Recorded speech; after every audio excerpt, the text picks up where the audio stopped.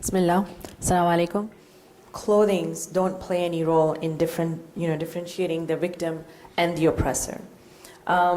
Rape and sexual harassment under any circumstances, it's wrong and it's haram and it's forbidden.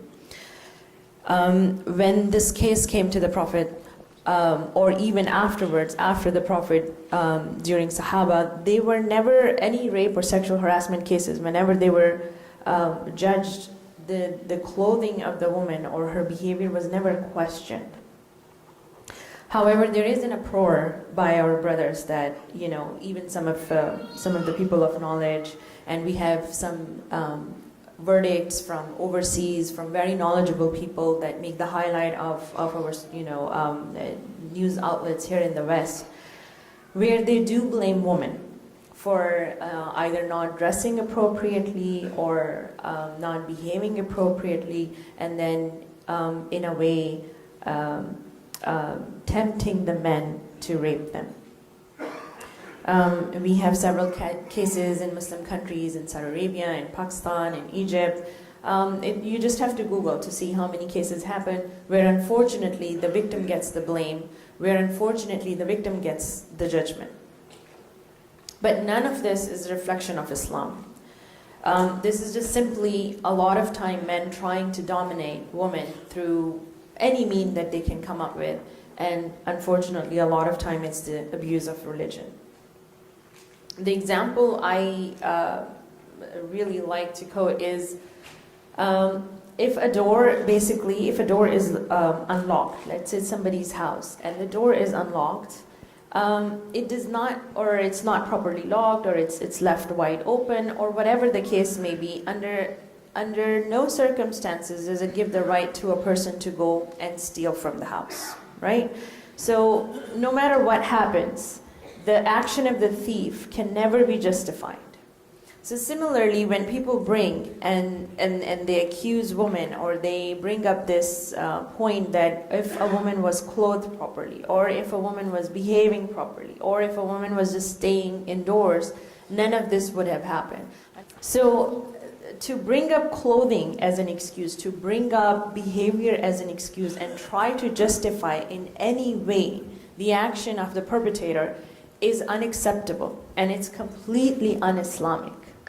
Now, having said that, I also want to point out that the hijab and the guidelines and the behaviors that are ordained in our religion are for our protection. They are many times a lot of Islamic rulings are precautionary. These are just precautions. These are just for our safety, so we don't fall into something wrong. We can never say that hijab is a deflector of rape or sexual harassment. Allah subhanahu wa ta'ala has ordained hijab.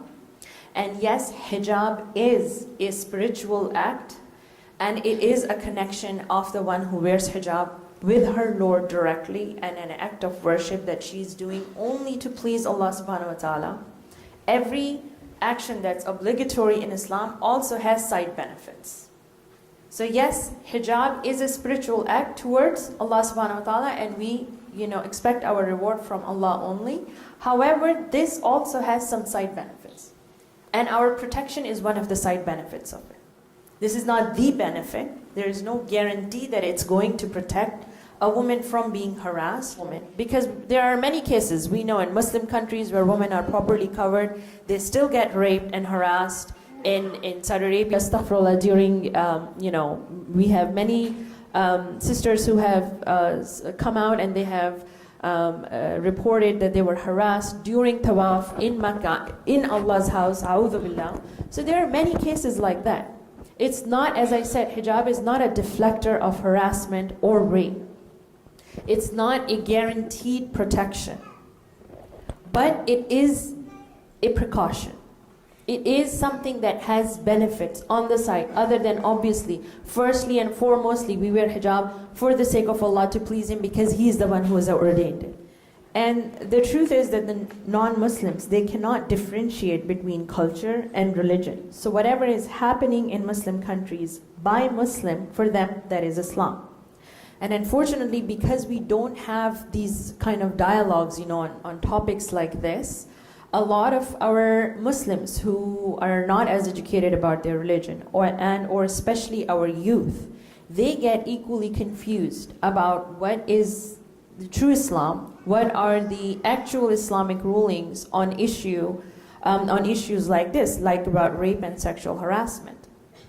And one of the incidents that I would like to quote is, I was talking to my son, and he goes to Texas A&M, and so he's, he's active within the, he's exposed to the college atmosphere, the younger generation, and he was talking to someone who has served in Afghanistan for 5 years, and some of the incidents that person told us about the way women are treated overseas. For instance, in Bangladesh, where there was one incident where a woman gets raped by her uncle, and the verdict that was passed in the name of Islam was that she tempted her uncle to rape her, and her punishment was that she was burned alive.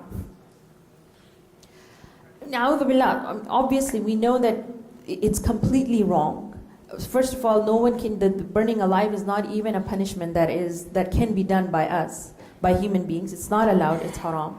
Second of all, this is not Islamic ruling. But for someone like him to see people who go to the masjid 5 times a day, every single family has a Quran, he sees them, holding the tasbih, and he sees them like reciting Quran outside. For someone who doesn't share our faith, that's Islam. That's how religious you can get. That's how Islamic you can get. And for people like that, passing judgments and verdicts like this is a representation of Islam for him. And that was just one person talking to me. He has his whole group of people over there. So how many people have been exposed to that kind of version of Islam, which is not Islam, which is just purely culture, the misogynistic culture that unfortunately dominates most of the Muslim countries. And then they perceive those things as being Islam. So again, I'm just lost at words over here, so please excuse me, because just this morning my daughter sent me a video of a girl in Palestine who was beaten to death by her father. There is video on Twitter posted today. You can hear her scream, and she died because she was going out with a guy to talk to him, and she wanted to marry him, and her mother knew about it. But when her father found out, he beat her to death. And this is not just one isolated event. I have worked, and I'm still working with the acid attack victims in Pakistan. I have visited women's shelters in Pakistan. These cases happen everywhere, not just in Arab countries, but also in India, Pakistan, Bangladesh, everywhere you name it, you have cases. Where is our sense of fairness and justice and fear of Allah, that we are okay with someone being assaulted and oppressed?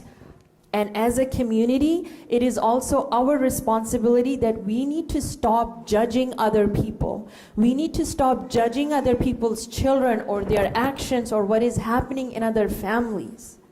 Do we not fear Allah? Like, what kind of people have we become that we are so quick, and so-and-so's daughter was going out, where then, she was talking to him and she was laughing and, outside the masjid, or her hijab was loose, or she took off her hijab. This is none of our business.